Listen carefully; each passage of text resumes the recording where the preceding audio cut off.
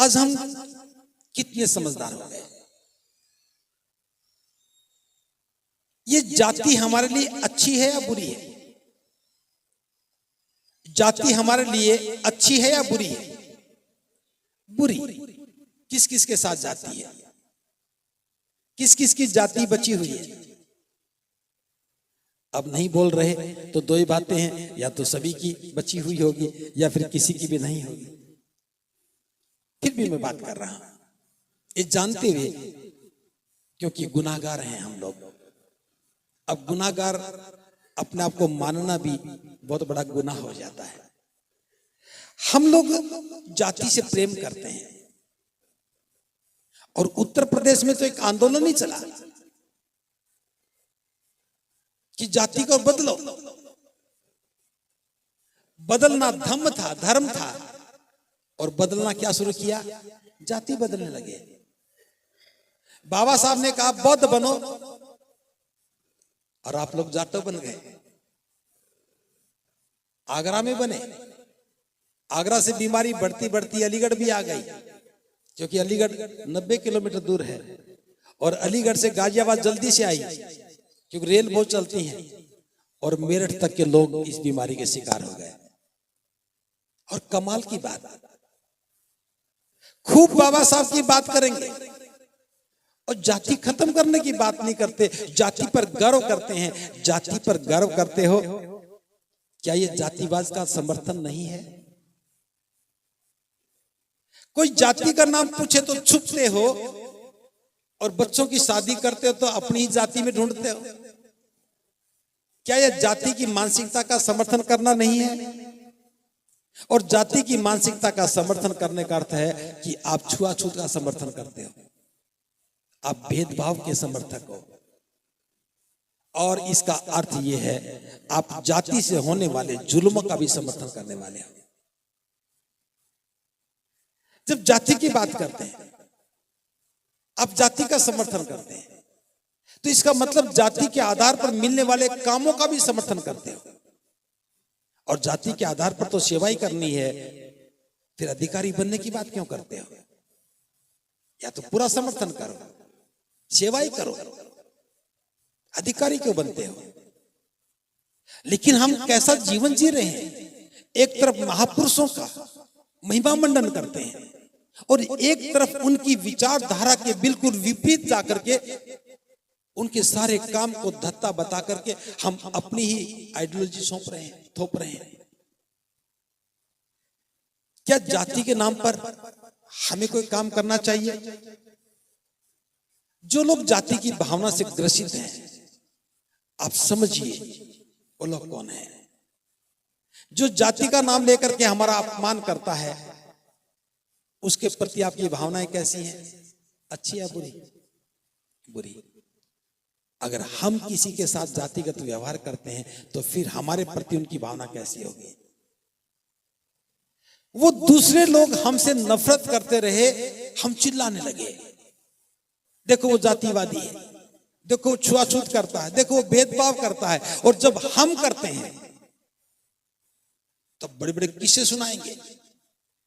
मेरी पड़ोस में फला का घर है, मैंने तो आज तक उसका पानी भी नहीं पिया है। तो कह सकता हूं दूषित मानसिकता है,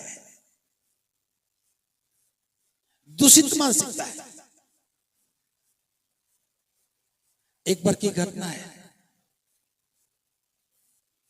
गुड़गांव से मेरे साथ कुछ अच्छे लोग जुड़े और मेरे को भी साथ ले गए। चलो हम एक प्रचार करने जाते हैं मेवात के किसी गांव में। अच्छे भाषण दिए, मेरे से ज्यादा अच्छा बोलते थे। उसके बाद उन्होंने कहा जी समय हो गया, खाना खा लो।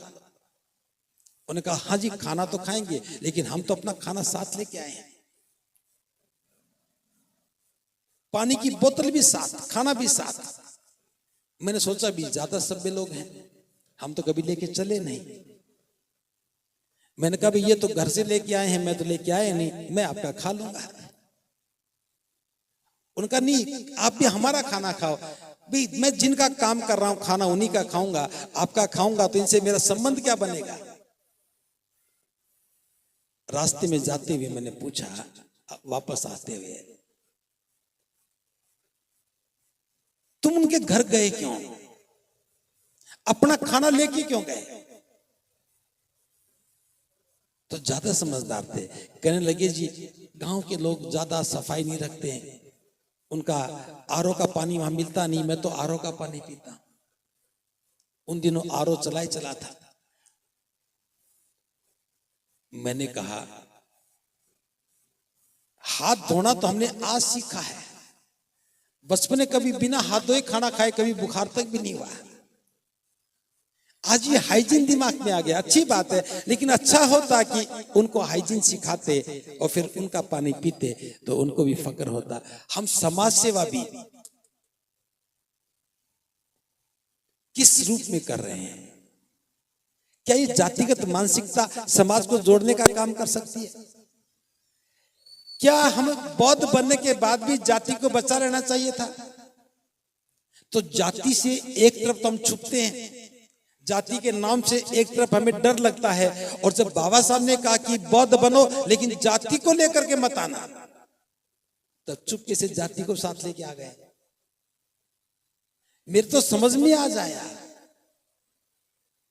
कि मैं 18 साल से भिक्षु बनकर के किस में काम कर रहा हूं। मुझे 18 साल के बाद समझ में आया कि मैं बौद्ध भिक्षु बनकर के भी एक भी भिक्षुओं में काम नहीं कर रहा, एक भी बौद्धों में काम नहीं कर रहा हूं, क्योंकि मेरे सामने सारे अबौद्ध बैठे हैं। आप शादी में बुलाते हो तो भी आप बौद्ध नहीं हो, अगर कोई किसी की मृत्यु हो जाए तब बुलाते हो तब भी आप तो बौद्ध नहीं हो, हम ही भिक्षु हैं। आपके घर में किसी बच्चे का जन्म हो जाए, दावत खिला रहे हो तब भी बुलाते हो। भिक्षु सारा डुप्लीकेट काम कर रहा है। भिक्षु अनुयायी बुद्ध का और सेवा अबौद्धों की कर रहे हैं। कौन सा पाठ पढ़ा रहे हैं? 68 सालों में पाठ पढ़ाते पढ़ाते जाति को खत्म तक नहीं कर पाए। तो क्या ये हमारा आंदोलन सफल होगा?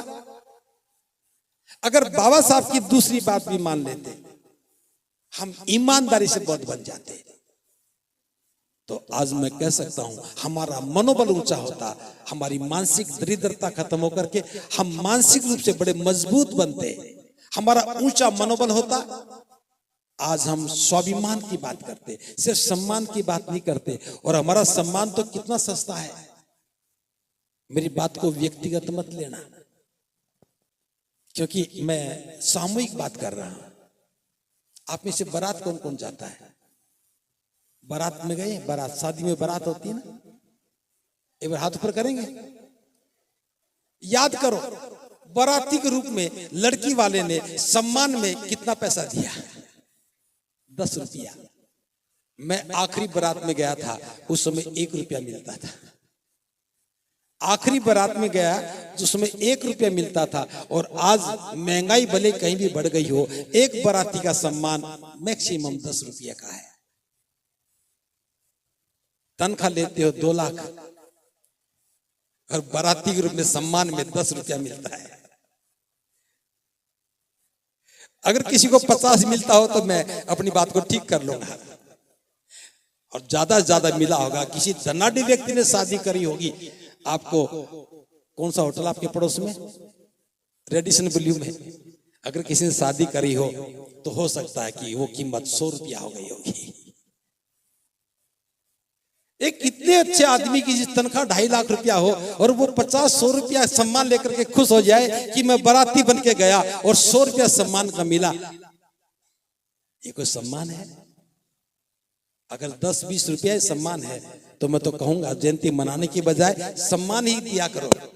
सबको बुलाओ लाइन में खड़े होकर के, ये लो जी 10-10 रुपया सम्मान, बस अगली बारात में मत जाना। खाने के पैकेट बनाओ, एक पैकेट में 10 रुपया रख दो, ये लो जी पैकेट में लो, खाना भी है और सम्मान भी है, बस बारात में मत जाना। बारात जाना बंद कर दोगे तो अपने भाई को कर्जदार होने से बचा लोगे। ताली वही बजाए जो बारात ना जाए,